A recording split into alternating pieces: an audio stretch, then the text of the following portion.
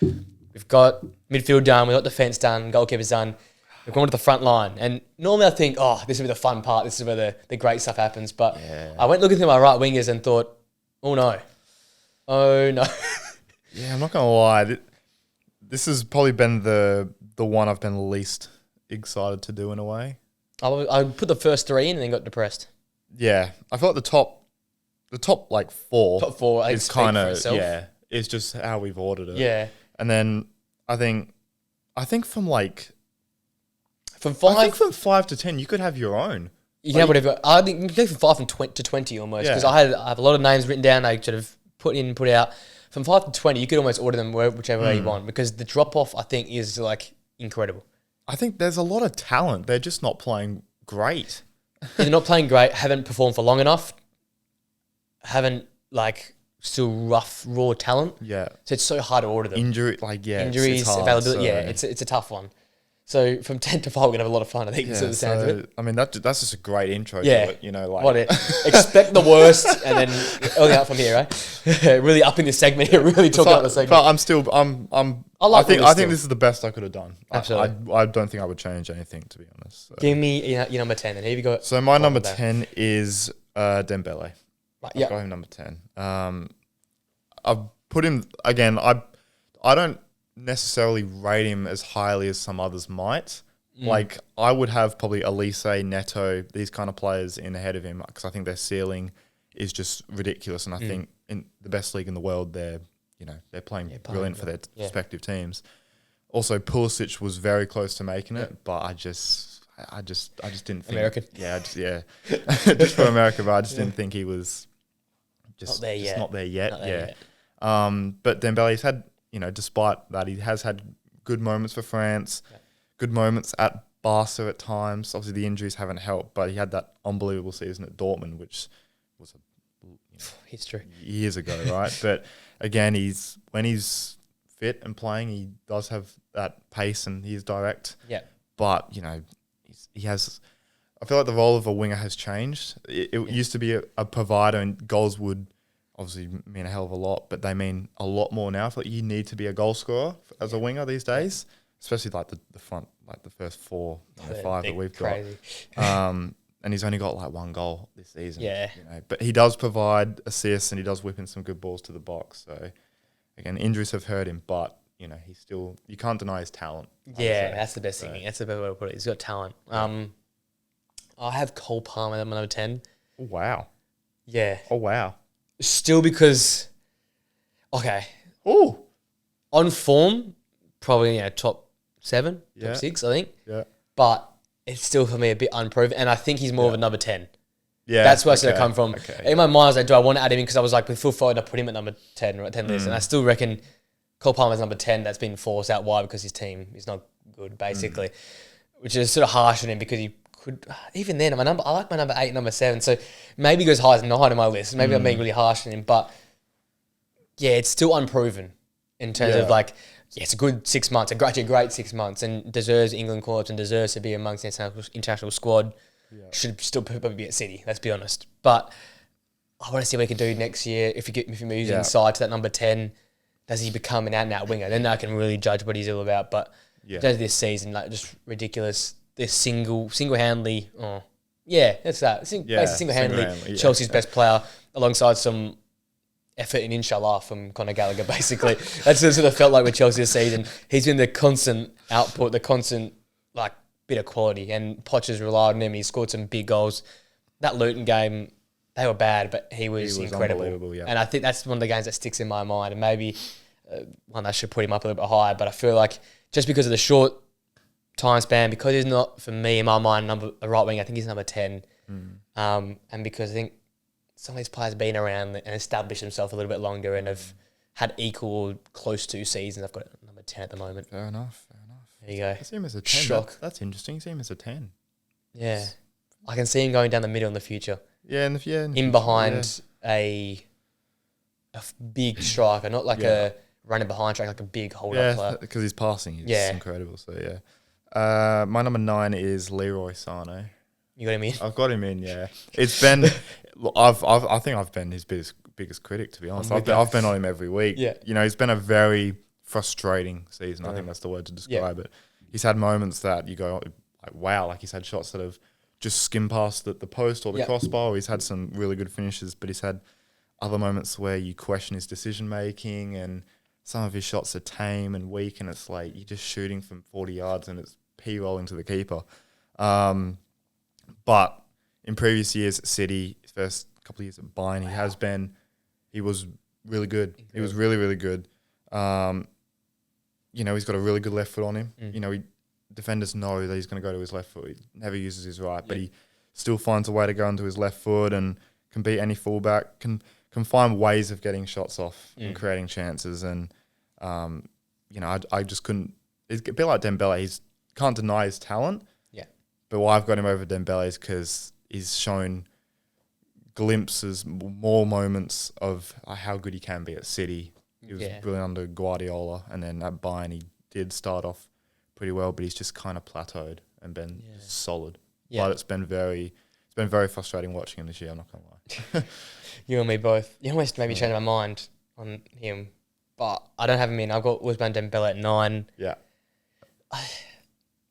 It's tough to sort of fight their case. Like, he's got one goal. I know, but it feels like for PSG, whenever he's there, they feel like they're a more complete side. Yeah. Which is weird because the stats don't lie. I look at the stats and say, oh, okay, it's not very impressive. But it always feels like he's incredible for France. Yeah. Always feels like when you need a clutch time moment, he's always going to supply. He can pull something out the bag. Yeah. It's just a shame he's not consistent. Like, I think that's what's the fallback. And obviously injuries have done that to him. But if he could do what he does on those odd Champions League nights when he does plays for France, 5 out of 8, 5 out of 10 even games, I'll take even half the time. He's up there with some of the best because he's so quality. He's good for France. You're right about that. He's one of those players. It's like when Griezmann has his bad years, he's always incredible for France. It's like how do they do it? But he obviously works so well for France, and he's a bit of a wizard when he gets in those positions at edge of the box, corner of the box. Always going to find the right pass or a nice shot on goal. He's a proper creator of chances. What he is, he's a proper winger that can create stuff. Not really put much away or clinical or whip the best balls in, but he always seems to get something going. Tick it over and get something happening in the area, and that's what I think he's good at. It's if he can have that end product in terms of ability to finish the ball in the back of the net or put a pinpoint cross in more often. That's just holding him back. I think I've been impressed somewhat with his work at PSG, considering I thought he could just disappear and get paid his paycheck and just sit on the bench, but he's been present. He's had some important moments, so at least he's somewhat over his injuries, at least for this season. Yeah, anyway, so. Go about that. My number 8 is Leon Bailey. Yeah, I like it. Yeah. Probably one of my favourite players to watch in the Premier League. To be honest, just so quick, so explosive. He's just a nightmare for opposition defences, isn't he? I mean, he's just always attacking, always going at the fullback. When he gets past the fullback, he'll pass it to Watkins or even get past the centre-back and score. Double-digit goals and assists in all comps this year, which is brilliant for Villa, and sort of at times he's been on the bench because they got Diaby and some other guys that play. Was good at Leverkusen, but whole new level at Villa and especially under Unai Emery. So I feel like I had to put him in. I would have got him a little bit higher, but I feel like he's just someone that he just has that little spark that they needed. Yeah, like 100%. They were sort of a mediocre team, one direction team, and he's changed that this year. And obviously talk about when I get to him. Yep. I went number 8, Lamine Yamal. Number 8. Yep. Again, similar to Cole Palmer, on 4, probably a top 3. He's probably a top 3 at the moment, Lamine Yamal. Yeah, in terms of he's carried Barca the last month. I'm a bit of a fanboy of him now as well. I'm loving what he's doing. The fact he's like 16 still, I think. Yeah, he's 16, 17. Ridiculous. Probably going to a Euros. Man's on his L's, but then scoring screamers. He scores screamers at night and goes to his exams next morning. It's just like, why couldn't that be me? Sort of thing. No, fair play. This guy, he's got that ability with the ball at his feet just to create something. It's just like, you can't back off him too much because you saw in the last game, he'll cut in that left foot, score a belting goal. Good, solid on both feet. Change of pace, obviously young, so that change of pace was really good. But I feel like the technical ability goes for a lot of these youngsters who play well in the international break here. So good at the ball at his feet. Like, try and dispossess him if you can, Him and Lewandowski are forming a nice little combination as well, which would be got to see how that one goes in the future as well. But, gee, it's number 8 with the potential to be number 1 in could be 2 or 3 years. Yeah. So just depends how he's managed. Exactly. Barcelona, we can talk about that all day. But yeah, it's a start, I think, special, I feel like. And it could be something very, very special this time next year. Number 7, I reckon this will surprise you. I've got Jared Bowen at number 7. Right. Jared Bowen at number 7. Obviously, he's played a lot as a striker this season. Yep. But in previous years, as a right winger, he's been unbelievable. Yep. I mean, guiding West Ham to help them challenge the top 6, top 7 teams, I think is just ridiculous considering where they were pre-Moyes or when Moyes came in. Relegation, you're bringing this guy from Hull City, no one expects much. But he comes in and he's one of those players where I think exactly like James Maddison when he was at Leicester, where we go, could he do it at a top club? Is he that good? I think he'd just go in and fit in perfectly and his numbers wouldn't change or probably get better. And he'd have more of an impact. Versatile, obviously striker, right wing, probably put him out on the left and do the same. His finishing is ridiculous.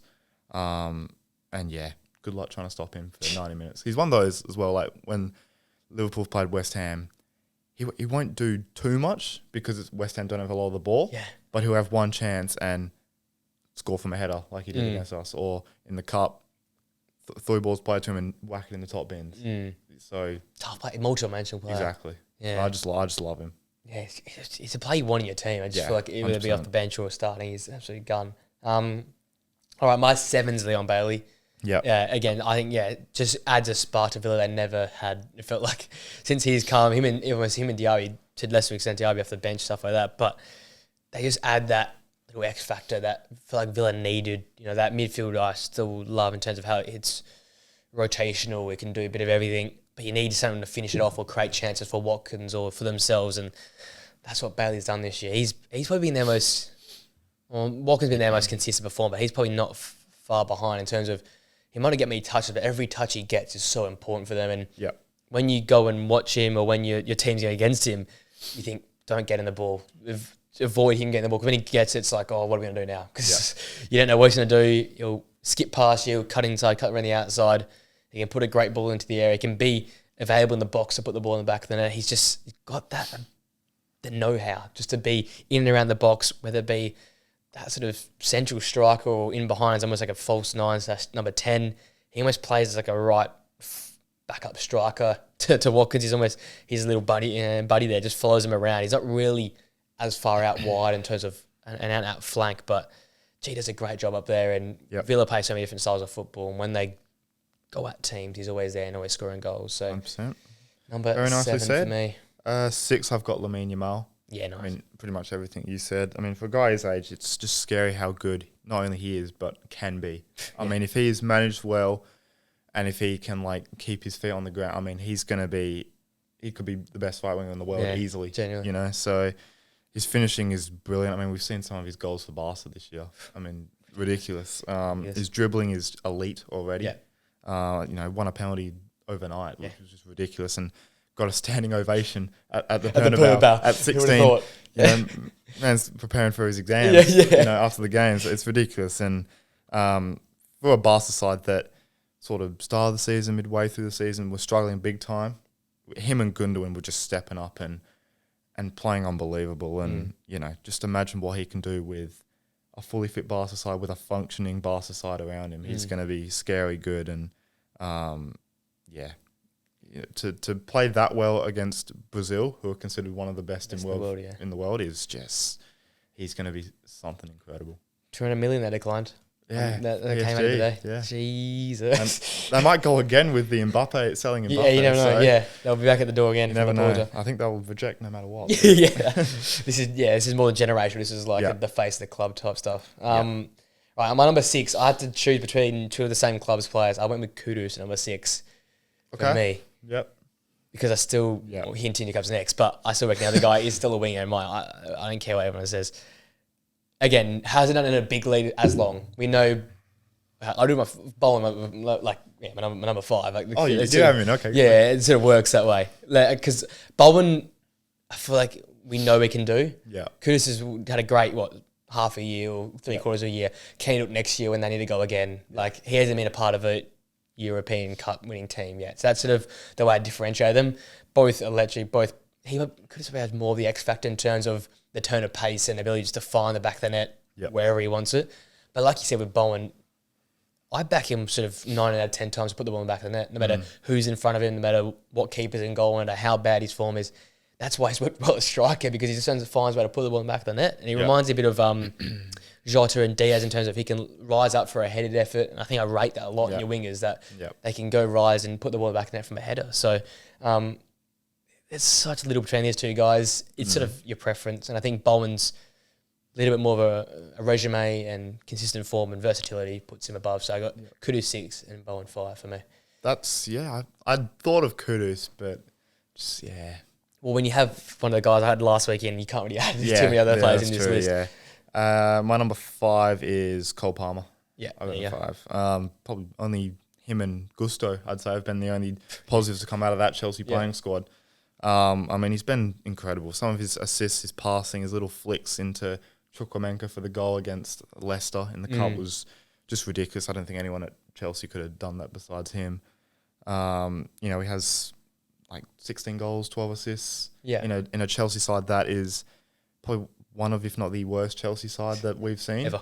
That we've seen, which is ridiculous. And, for a guy who's actually just come in and have the impact. Started off the season on the bench, had to find his way, work his way into the starting 11, prove himself. And just, he has that bit of arrogance about him, a bit of, which some opposition fans might hate.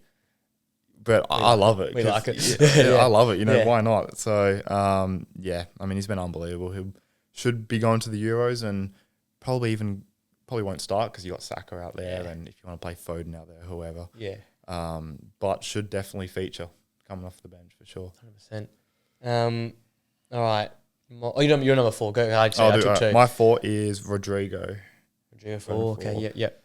Now, obviously, I had, when we did the best player 18 to 30, I had obviously him over Saka, but I just think, I think Saka's a bit higher up, but I just think Rodrigo this year, not that he's declined, but he's played a lot more as a centre forward, which I think has sort of, we haven't been able to see his real sort of potential as a right winger. Yeah. And we've seen it a couple of times, like against Barca when they won 4-0, he was playing more a bit out wide, and he was blistering with his pace. He was running at defenders, knows how to score goals, and still having a good year with his goals and assists. Yeah.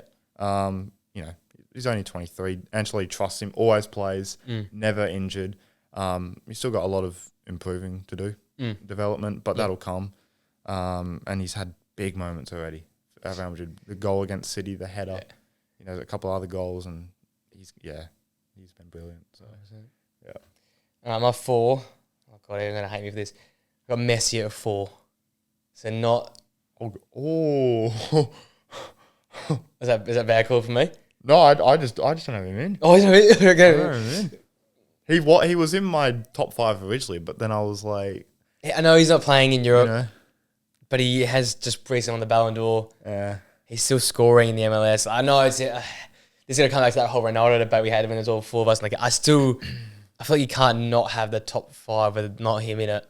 As much as I'm a Ronaldo guy, I feel like you still put him in there. Maybe this time next year it changes, but if you still put him in that PSG team, he still probably scores 25 goals. Yeah, that's where I'm coming from. So wow.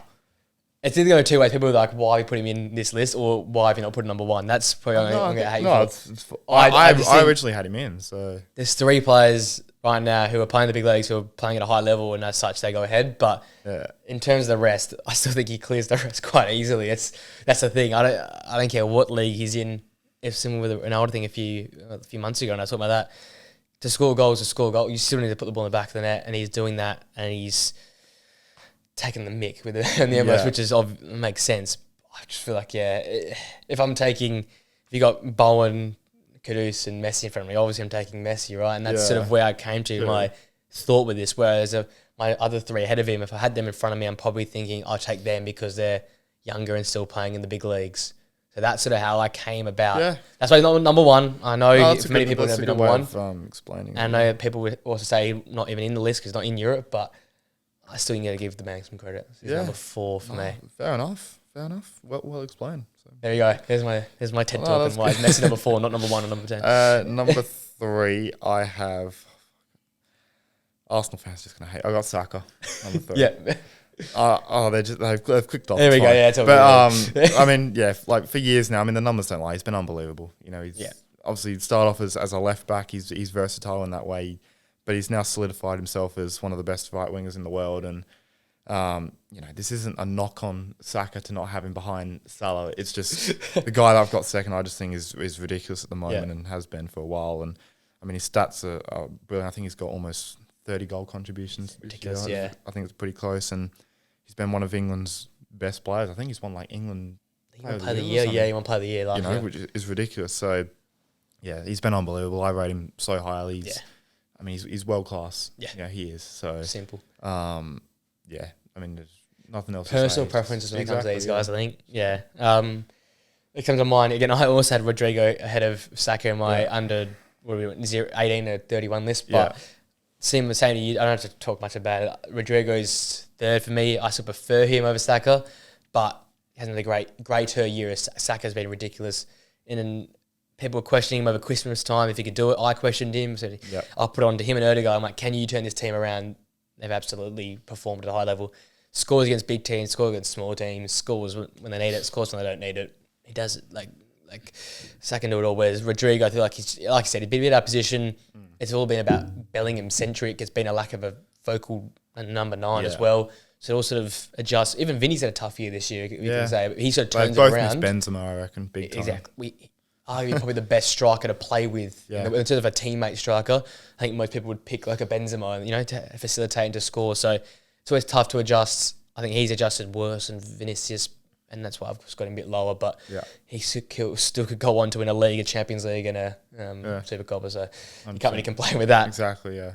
You're number 2. I got Phil Foden, number 2. I mean, just a guy that can do everything on the pitch, can win games by himself like we saw against United. I mean, he single-handedly won them that game with just 2 unbelievable goals. And he's just a ridiculous talent that I think now we're just starting to see emerge because he's had to bide his time with De Bruyne and Mahrez and Bernardo Silva and all these guys playing ahead, and that's not, it's nothing bad. Not knocking him. Exactly, it's not a knock on him. And now he's got the opportunity to consistently play. And, you know, if City win the league, he's the player of the year, in my opinion. He's been their best, most consistent player, along with Bernardo Silva. But I just think this guy's won them games more often by himself. And, you know, no matter how good or bad he's playing, he'll always be a threat. We saw it against Brentford with the hat-trick. Obviously, the United game, Liverpool, he was a constant threat, you know, and just which probably pipped it for me. I know it's harsh to sort of judge off one game, but Liverpool, Man City, Foden was causing a lot of problems to Joe Gomez. But I think against Arsenal, Joe Gomez did quite well on Saka 2 out of the 3 times. So, and I just think Foden's just a little bit harder to defend in a way. Not a knock on Saka, obviously, but I just think, he's just unbelievable, Phil Foden. And can play anywhere for like across the front. That sort of 3 positions there, 10, left wing, right wing. Exactly. Yeah, I have Saka too. Sort of said it before. I think he's been more consistent performer this year, and his output is ridiculous. 2 seasons now back to back with ridiculous output. That leads number 1 being Anthony. I got the cat's on the left forward, isn't it? obviously it's Mo Salah. Obviously, Egyptian king himself. The king, the one and only, Mr. Inevitable.